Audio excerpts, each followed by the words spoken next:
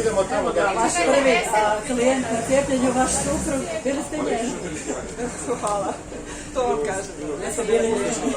Nastojimo. Nećete cijepiti samo supruga, nego i ostalo danas ste se pridružili ovoj akciji.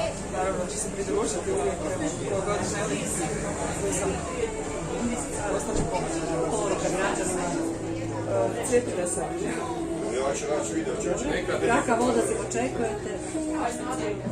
Pa nadam se dobar odaziv. Nadam se da su ljudi poznali da bi to trebalo.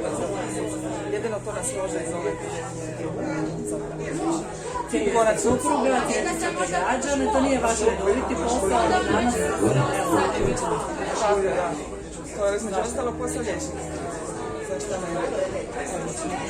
prezime ili ima osim Marušić? Još neko? Marušić Marić. Marić, hvala. Volim. Sad ćemo onda župana tamo na kolegu. Je, sve. Jel je? To je dobro.